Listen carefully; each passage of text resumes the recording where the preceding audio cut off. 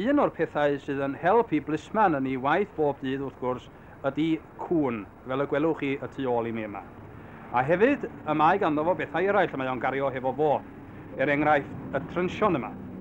Ac wedi'r trynsion wneud ei waith, wel, y ddau yma, yr handcuffs yma. Ond os ydy'r handcuffs a'r trynsions wedi methu, wel, dipyn bach o sŵn fel ar y chwiban ac mi gaiff o gymorth o rywle. Ond mae'n ymddangos yma yn Swydd Stafford y bydd gan y blismyn y sir yma rhywbeth arall cyn bo hir i'w cynorthwyo nhw yn ei gwaith, sef y ddwy weiren yma. A phwrpas y ddwy weiren yma ydy dod o hyd i bethau sydd wedi cael eu cuddio o dan y ddaear.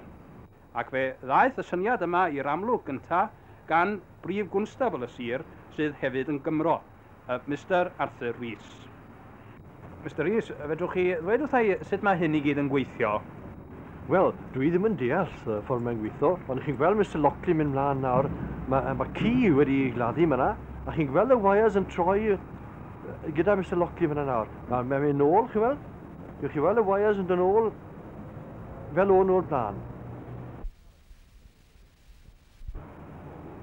Nawr te, mae'r bachgen yma hyn yn dod o Lagos. Mae wedi dod gros yma nawr i ddysgu i fod yn dog handler. Nawr, mae'n gweithio i hwn, chi'n gweld?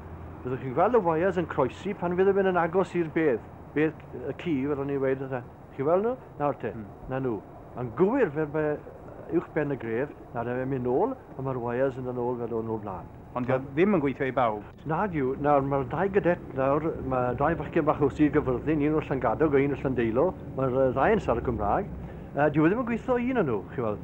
Un i bob 4 sy'n gweithio.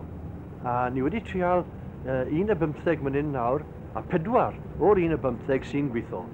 1 in 4. Be di barn peneithiad yr heddlu o gwmpas yma mewn siroedd eraill? Ydyn nhw'n derbyn ar hyn ydych chi'n awgrymu? Wel, fel un chi weld, o'n i ddim wedi glywed amdano fe erioed.